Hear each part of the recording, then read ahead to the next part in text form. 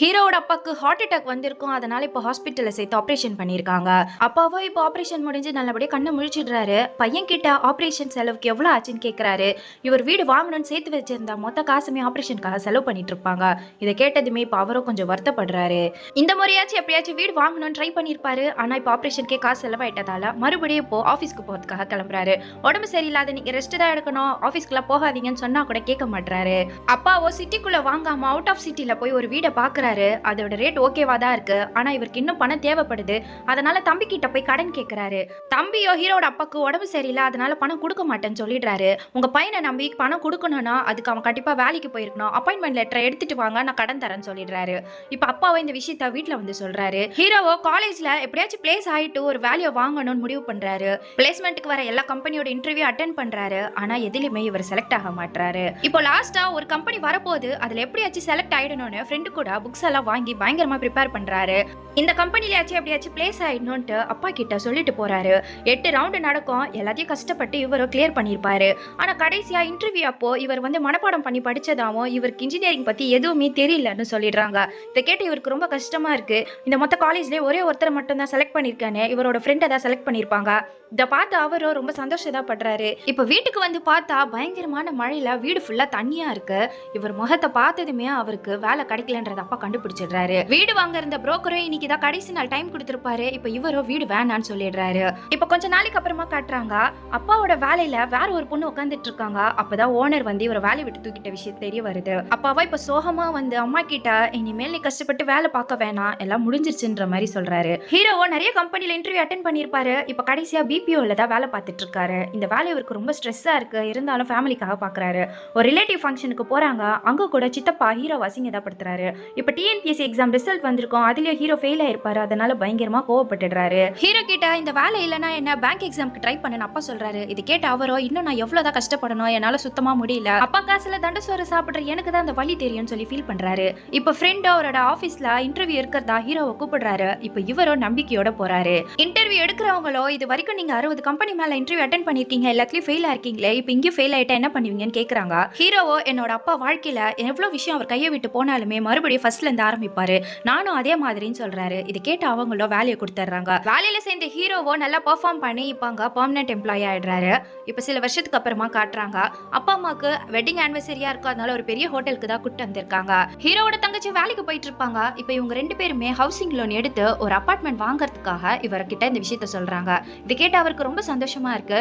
இப்ப வீடை காட்டுறதுக்காக கூட்டு போறாங்க. அங்க வீட்டு புரோக்கரும் வராரு. புரோக்கர் நிறைய வீடு காட்டியிருப்பாரு. இப்ப இவங்களுக்கு இந்த வீடு தான் பிடிச்சிருக்கும், எப்படியாச்சும் இந்த வீட்டை கன்ஃபார்ம் பண்ணிக்கோங்க, இதுக்கப்புறம் வேற வீடெல்லாம் பார்க்க முடியாதுன்னு சொல்லிட்டு இருக்காரு. அம்மாக்கும் இந்த வீடு ரொம்ப பிடிச்சிருக்கிறதால இதையே பேசி முடிச்சிடுறாங்க.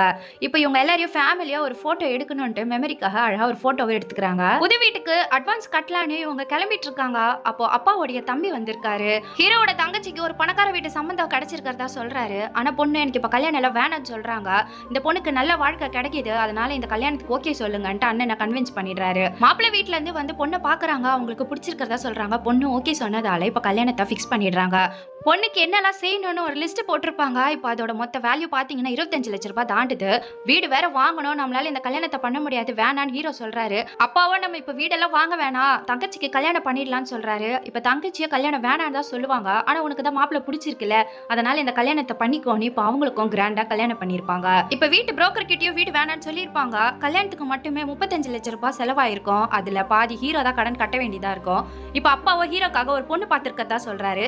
பொண்ணு ரொம்ப வசதியான குடும்பமா, ஆனா எந்த மாப்பிள்ளை பார்த்தாலும் அவங்களுக்கு செட் ஆக மாட்டேங்குது. அதனால அமைதியான பையனை கேட்டிருப்பாங்க. அதனால ஹீரோவா ஓகே சொல்லியிருப்பாங்க. ஹீரோவா கல்யாணமே வேணான்னு சொல்லுவாரு. ஆனா அப்பாவும் அம்மாவை கம்பல் பண்றதால இப்ப ஒத்துக்கிறாரு. என்கேஜ்மெண்ட்காக ட்ரெஸ் எடுக்க வந்திருக்காங்க.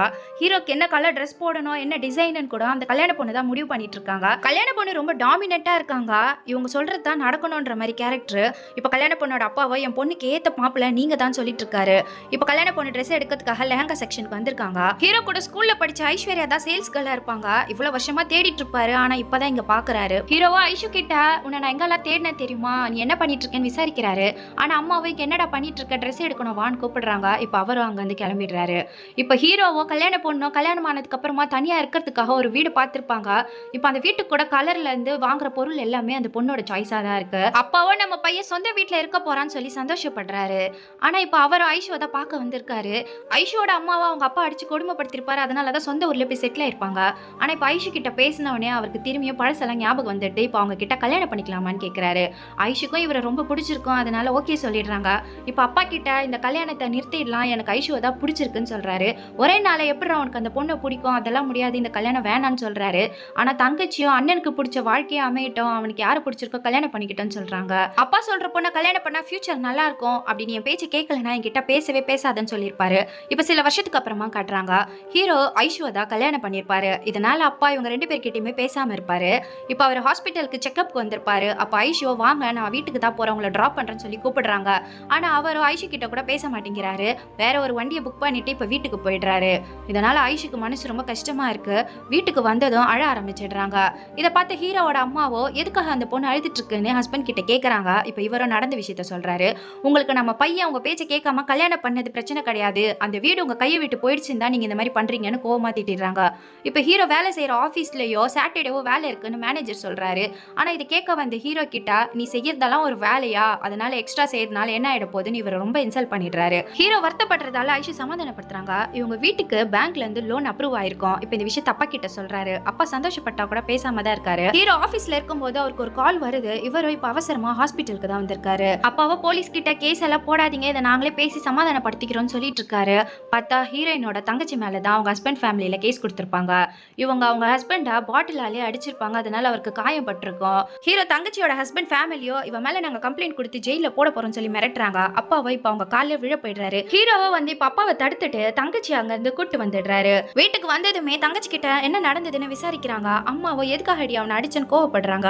தங்கச்சியோட ஹஸ்பண்ட் ஃபேமிலி பணக்கார வீடுன்றத எல்லாருமே பணக்கார திமிரோட தான் இருப்பாங்க. ஏற்கனவே ஒரு மருமக டைவர்ஸ் வாங்கி போயிருப்பாங்க. அதனால மொத்த வேலையை இப்ப இந்த பொண்ணை தான் செய்ய வச்சிருப்பாங்க.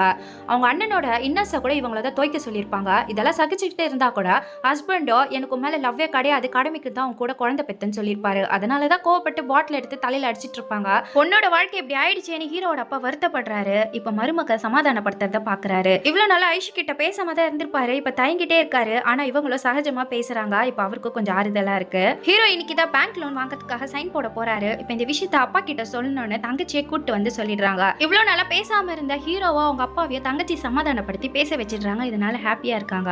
ஹீரோவோட ஆபீஸ்ல மேனேஜரோ இந்த வருஷம் பெர்ஃபார்மன்ஸே சரியில்லை, உனக்கு 2.5 ஸ்டார்ஸ் தான் கொடுப்பேன், நீ வெறும் காப்பி பேஸ்ட் வேலை தான் பார்த்திருக்க, ஹார்ட் ஒர்க்கிங் சொல்றதுக்கு ஒண்ணுமே கிடையாது, உன்ன மாதிரி ஆளுங்களுக்குலாம் இந்த மாதிரி வேலை தான் கரெக்ட்னு சொல்லி அசிங்கப்படுத்திடுறாரு.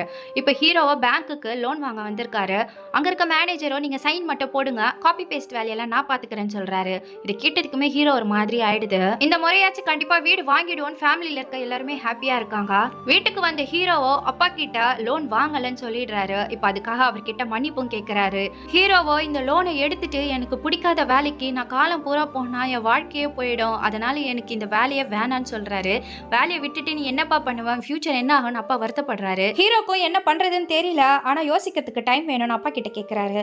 ஐஷுவோ ஹீரோ கிட்ட உங்க மனசுக்கு எது சரின்னு படுதோ அதை பண்ணுங்க, காசுக்கோ நிம்மதிக்கோ சம்மந்தமே இல்லைன்னு சொல்றாங்க. ஹீரோவோட தங்கச்சியோ டிவோர்ஸ் பண்ண போறதா சொல்றாங்க.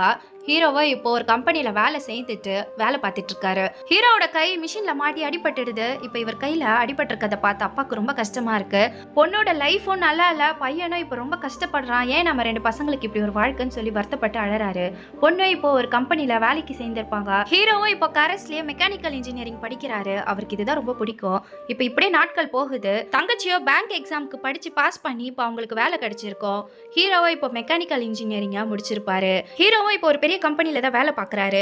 ஃபாரின்ல இருந்து வந்து சரி பண்ண வேண்டிய மிஷினை கூட ஹீரோவே சரி பண்ணிடுறாரு. இப்போ ஓனரோ நீங்க எங்க கம்பெனில வேலை பார்க்கறதுக்கு நாங்க தான் கொடுத்து வச்சிருக்கணும், நீங்க ரொம்ப டேலண்டட் பர்சன் பாராட்டுறாரு.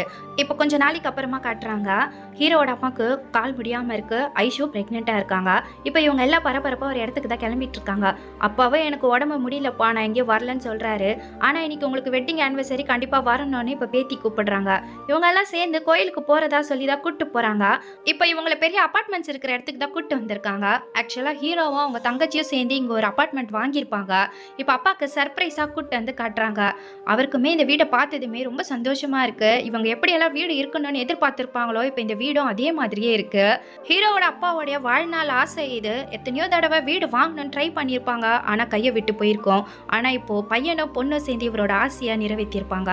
இப்போ பேத்தியே இவருக்காக ஒரு சர்ப்ரைஸ் gift கொடுக்குறாங்க. ஓப்பன் பண்ணி பார்த்தா ஒரு தடவை இவர் சொல்லியிருப்பாரு வாசுதேவன் அண்ட் ஃபேமிலின்னு வீட்டுக்கு வெளியே போர்டு வைக்கணும்னு.